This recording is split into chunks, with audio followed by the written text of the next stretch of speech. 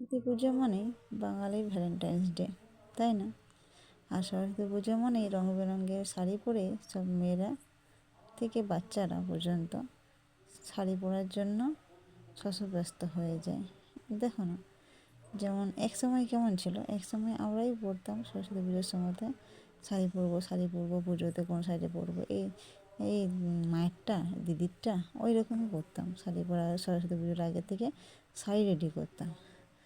এখন রেডি হতে হচ্ছে মেয়েকে, কারণ সময় বদলেছে, সময় পাল্টেছে। এখন আমার বদলে আমার মেয়ে সাজ হচ্ছে। তো এই যে সাজ করতে বসেছি, ঠাকুর দেখতে যাবে, শাড়ি পরে যাবে। তো হোঁচটটা আমিই ধরলাম যে সবাই শাড়ি পরে করবে, তাহলে শাড়িটা পরানো হয়, পরিয়ে দিই। তো ভিডিও করার জন্য, ফটো তোলার জন্যেই শাড়িটা পরাচ্ছিলাম। তো দেখলাম পরাতে পরাতে বেশ ভালোই লাগলো সোনুকে। তো ভাবলাম পরিয়ে দিই। আর সোনু বেশ পরলে, ওর তো শাড়ি পরতে খুব ভালো লাগে। তাই দেখতে পাচ্ছ ও চুপচাপ দাঁড়িয়েছে, এদিকে আমার একটা কথা শুনে না, কিন্তু এখন দেখো চুপচাপ মা শাড়ি পরাচ্ছে, চুপচাপ শুনছে যেটি বলছি। আর সরস্বতী পুজো মানেই একটু বাইরের দিকে যাও, দেখো সব রঙ বেরঙের শাড়ি পরে ঘুরে বেড়াচ্ছে। শাড়িতেই নাকি নারী, আর শাড়িতেই কিন্তু ভয়ঙ্কর, ঠিক আছে? শাড়িতে যেমন সুন্দরী হতে হয়, সেরকম শাড়িতেই কিন্তু ভয়ঙ্করও হয় মেয়েরা, তাই না? দেখো না, এদিকে এইখানে দু রকমের আছে।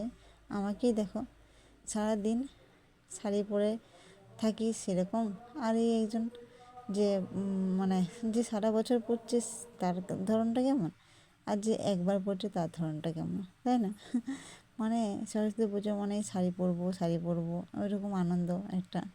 আর আমরা শাড়ি পরে অভ্যস্ত নাকি?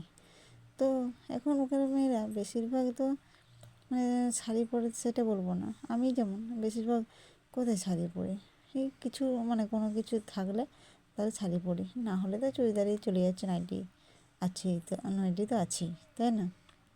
তো ঠাকুর দেখতে যাবো বলে অনেক সাথ হচ্ছিলো। তো দেখলাম যে ঠাকুর দেখতে যাওয়া হবে না দুপুরবেলায়, বাড়ির বৌদি আবার দুপুরবেলা ঠাকুর দেখতে যাওয়ার শখ, তাই না? হবেই, কারণ ঘরে কাজ ছেড়ে ঠাকুর দেখতে হয়ে করে দিয়ে গেলে হবে? এটা ছিল সেই সময়, সেই সময়টা পেরিয়ে গেছে যখন আমরা ছিলাম বাপের ঘরে বিয়ের আগে। এখন আর সেই সময়টা নেই, এখন ঘরের কাজ, এই মেয়ের শখ সাধ পূরণ করতেই সময় চলে যাচ্ছে। আর নিজে তা হ্যাঁ, পুজো টুজো হলে নিজে পরি নতুন কাপড়, ভালো লাগে। আর মেহেন্দি করলে তো আরও ভালো লাগে, কিন্তু এবছর মেহেন্দিও করা হয়নি হাতে, যে মেহেন্দি করলে মনে হয় যে পুজো লেগেছে, ওই রকম ফিলটা আসে। তো এবারে আর মনেই হয়নি যে মেহেন্দি করবো। যাই হোক, সোনাকে প্রায় রেডি করানো হয়েই গেছে। আমরা এখন কিন্তু ঠাকুর দেখতে যাবো না, আমরা যাব সোনুর ভিডিও ফটোশ্যুট করার জন্য। কারণ দেখছি সবাই এখন বেশিরভাগ শাড়ি পরে, ছেলেদেরকে দেখানোর জন্য শুধু নয়, ঠিক আছে?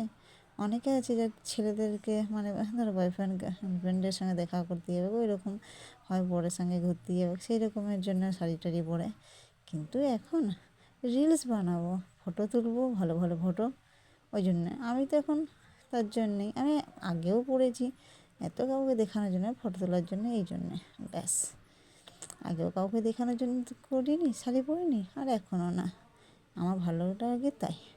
এই দেখো শাড়ি পরা হয়ে গেছে, ফটোশ্যুট হচ্ছে। তো কেমন লাগছে বলো সোনুকে শাড়ি পরে? খুব সুন্দর লাগছে, তাই না? আমারই নজর লেগে যাচ্ছে, আর তোমাদের তো লাগবেই। তো বাই, সবাই ভালো থেকো।